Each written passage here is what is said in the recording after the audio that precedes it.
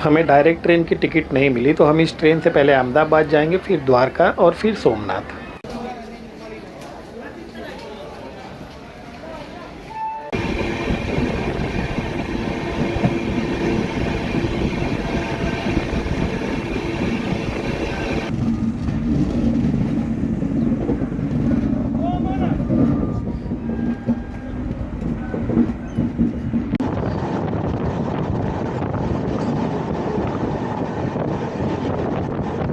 जय श्री द्वारका धाम। हम पहुंच गए द्वारका। शाम के 5:45 बज रहे हैं। ये है बिलासपुर ओखा सुपर फास्ट एक्सप्रेस। इसी ट्रेन से हम अहमदाबाद से द्वारका आए हैं। इस समय 5:45 बज रहे हैं। ट्रेन राइट टाइम पे आ गई है।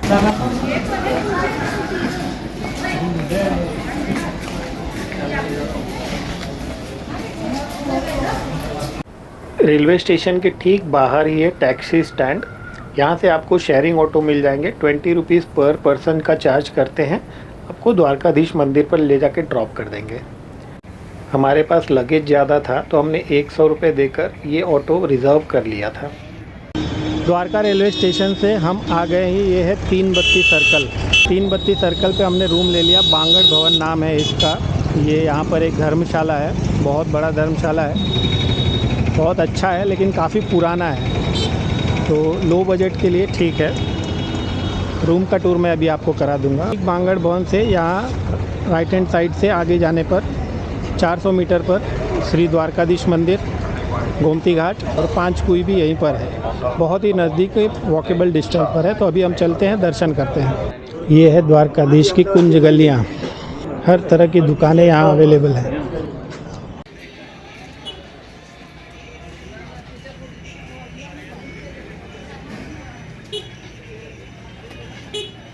एक से बढ़कर एक सुंदर फ़ोटो है यहाँ पर द्वारकाधीश जी की। इस गली में आपको हर तरह की दुकानें मिल जाएंगी। कपड़े की दुकानें, जूते चप्पल की दुकानें, मेडिकल स्टोर, चाय की दुकान, नाश्ते करने की दुकान, मतलब सारी दुकानें यहाँ पर अवेलेबल है। इन केस अगर आप घर से कोई सामान लाना भूल गए हैं तो यहाँ आकर आप खरीद सकते हैं। प्रसाद की दुकानें, भगवान के वस्त्र, एक से बढ़कर एक, मुरली, मोरपंख, मतलब क्या चीज़ है जो यहाँ नहीं मिल रहा है। हम ऑलमोस्ट पहुँच गए हैं मंदिर के पास। जय द्वारकाधीश।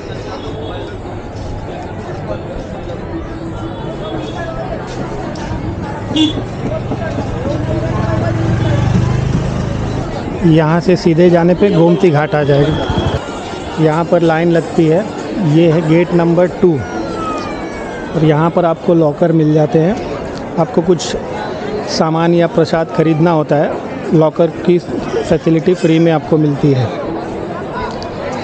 यहाँ पर आप लॉकर लेके मोबाइल और अपने गैजेट्स वगैरह इसमें रख सकते हैं, क्योंकि मोबाइल और कैमरा वगैरह अंदर बिल्कुल अलाउड नहीं है। अंदर आपकी चेकिंग होती है, जहाँ पर आपका मोबाइल वगैरह आपसे ले लिया जाता है। तो भूल कर भी आप कैमरा या गैजेट्स और मोबाइल अंदर लेकर ना जाए। हमारे दर्शन हो चुके हैं, इसीलिए मैं आपको बता रहा हूँ।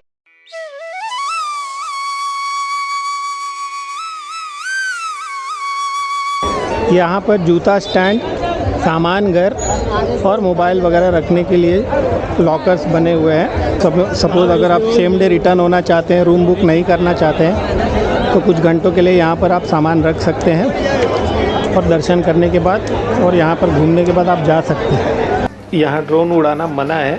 इस एरिया में आप ड्रोन नहीं उड़ा सकते। ये है स्वर्ग द्वार।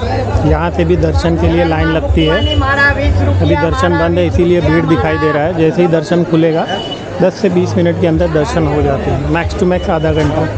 स्वर्ग द्वार पर 56 सीढ़ियाँ बनी हैं, जो 56 कोटि यदुवंशियों का प्रतीक है।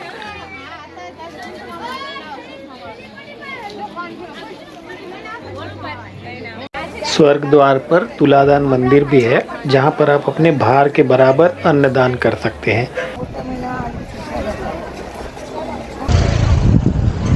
वो आप देख सकते हैं द्वारकाधीश मंदिर।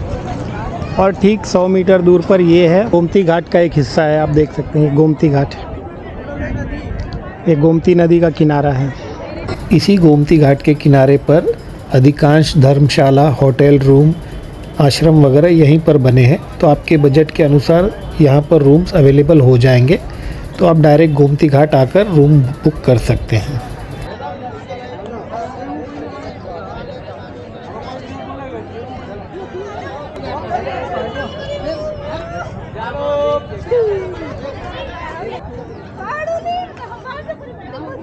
सुदामा सेतु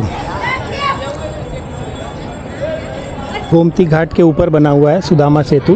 द्वारकाधीश मंदिर का दर्शन करने के बाद हम यहाँ आते हैं। ये है सुदामा सेतु और इसे क्रॉस करके वहाँ जाना है। वहाँ पंचकुई है, मगर पिछले 2 साल से वो बंद है। पंचकुई के सारे मंदिर बंद है, जहाँ पर 5 पांडवों ने 5 कुएँ खुदवाए थे जिनमें मीठा पानी है। बाकी इस क्षेत्र में हर जगह खारा पानी है। इवन जिस धर्मशाला में हम रुके हैं उसमें भी पानी खारा है। और यहाँ जो 5 कुएँ हैं उनके पानी थोड़े थोड़े मीठे हैं। मगर मैंने यहाँ एक दुकानदार से अभी चेक किया, पिछले 2 साल से पंचकुई के दर्शन बंद हैं और शायद परमानेंटली बंद कर दिया गया है। पता नहीं है कब खुलेगा। अभी टाइम हो गया है 10:50। अब यहाँ से हम जाएंगे, दोपहर में लंच करके थोड़ा देर रेस्ट करेंगे। उसके बाद शाम को चलेंगे श्री भड़केश्वर महादेव मंदिर और सनसेट पॉइंट पे, और कल हम चलेंगे बेट द्वारका।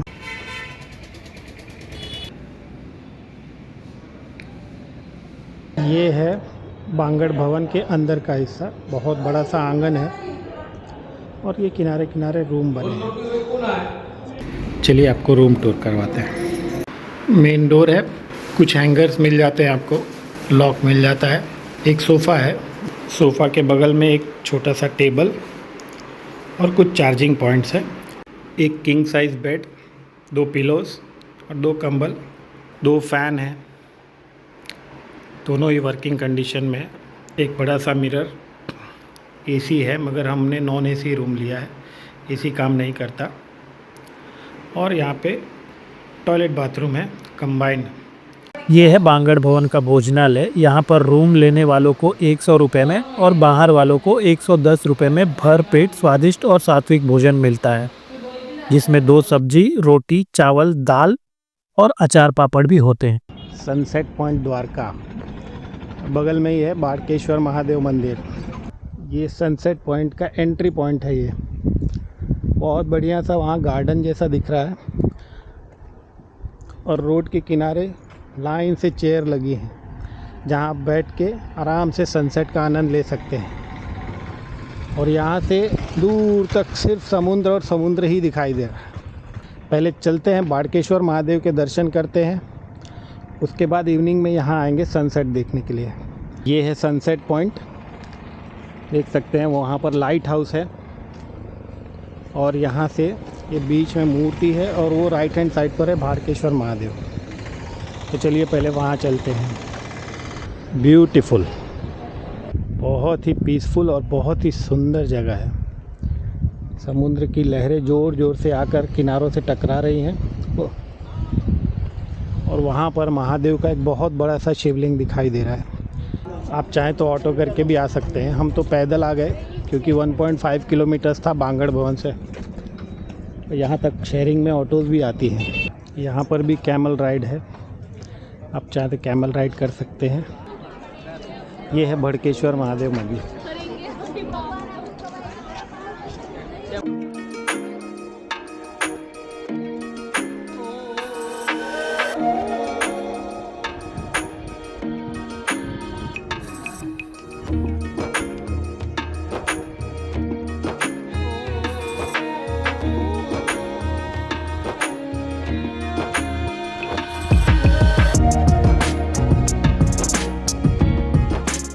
डे 1 और डे 2 तो हमारे ट्रैवलिंग में ही चले गए। ट्रेन से डे 2 शाम को हम द्वारका धाम पहुँचे। क्योंकि हमने yatraधाम.org से ऑनलाइन बुकिंग कर ली थी, तो हमने सबसे पहले बांगड़ भवन आकर वहाँ पर चेक इन किया।